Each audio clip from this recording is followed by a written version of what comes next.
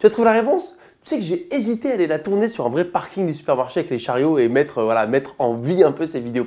D'ailleurs, c'est un truc que j'ai en tête, sortir un peu du cadre du tableau blanc et faire un peu des maths réelles dans la vie de tous les jours avec des situations réelles que l'on peut rencontrer. D'ailleurs, dis-moi en commentaire, c'est un truc qui pourrait t'intéresser. Voilà, c'est avec Navid, on réfléchit pas mal à des petits scénarios qui pourraient être intéressants. Allez, on est parti. C'est un type de raisonnement assez classique. Pourquoi? Parce que tu comprends que si on a 2 fois plus de chariots emboîtés, la longueur va pas être 2 fois plus grande. Voilà, donc il faut réfléchir autrement. Et en fait, la clé, tiens, regarde, je te les remets les petits dessins comme sur la miniature. En fait, la clé, c'est de comprendre à quoi correspondait l'écart, tu vois. Il y en a un, la longueur, c'est 3,05 m et l'autre, c'est 1,85 m.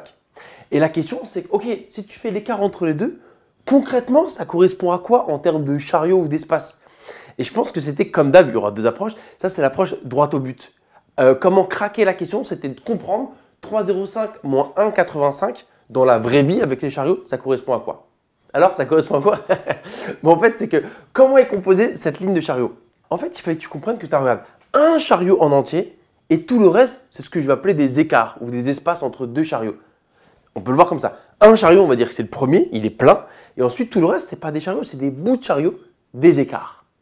Et donc, question que je te pose, si tu as 10 chariots alignés, c'est constitué de un chariot plus 9 espaces, tu vois. On peut les compter si on n'est pas clair. Ou alors, encore une fois, si tu n'arrives pas vraiment à le faire avec 10, on va faire avec 4. Si tu as 4 chariots, tu as un premier chariot et comme il y en a 3 autres, donc tu vois, 3 espaces. Là, on peut le compter facilement. Ah oui, donc il y a un écart ou un espace de moins que le nombre total de chariots emboîtés. Comme d'hab, prends l'exemple simple pour ensuite ériger la règle.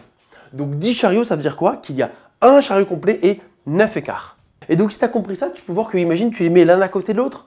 Quelle est la différence? Pas en termes de longueur, en termes de vie de tous les jours.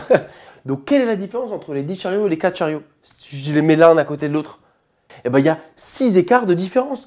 Là, on a dit que c'était un chariot, 9 espaces. Là, c'est un chariot, 3 espaces. Quoi? 6. Ben voilà, 6 espaces de différence. Donc, l'écart de longueur correspond à 6 espaces entre chariots. Donc, ça veut dire qu'on va pouvoir trouver ce que vaut un espace et donc après, remonter pour trouver la longueur du chariot. Donc, si on fait l'écart 3,05 m moins 1,85 m, on ne se trompe pas d'unité, ça fait 1,20, d'accord? Ça fait 1,20 m. Donc, on est à 2, on est à 3,05 m. 1,20 m. Et on a dit quoi? Cela correspond aux 6 espaces. L'écart des longueurs correspond à combien d'écarts de différence? Ici, 6. Donc, si 6 espaces, c'est 1,20 m. Donc, un espace, c'est combien? 6 fois moins. 1,20 m divisé par 6. 20 cm, j'ai fait en sorte que ça tombe pile, d'accord? Ça fait 0,20. En fait, il suffisait de diviser 1,2 par 6, tu vois, et normalement, on le retrouve. J'ai fait en sorte que les calculs ne soient pas horribles. Okay, donc, ça veut dire qu'un espace, c'est 0,20 m, autrement dit 20 cm. Après, c'est comme tu veux pour réfléchir. Attends, mais on n'a pas trouvé, je t'ai demandé la longueur d'un chariot. Mais normalement, on peut le retrouver assez facilement. En fait, tu as 2 possibilités. Soit tu réfléchis sur les 10, soit les 4. Les 4, ça va être plus simple. Attends.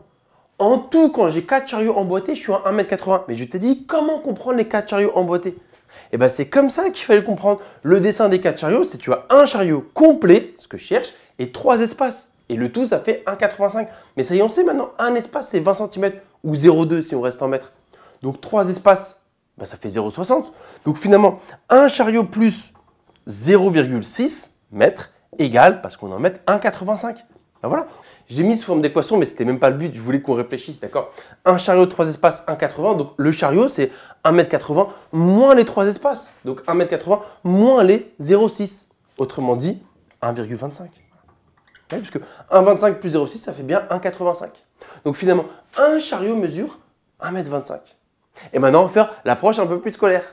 En fait, on va créer un système parce que tu as 2 inconnus. En fait, la longueur du chariot et la longueur des espaces. Mais maintenant qu'on a fait la question, le système va venir un peu plus rapidement. Pour les 10 chariots, en fait, comment comprendre ces 10 chariots emboîtés? Je me suis dit qu'on peut le décomposer comme s'il y avait un chariot plus 9 espaces, tu vois.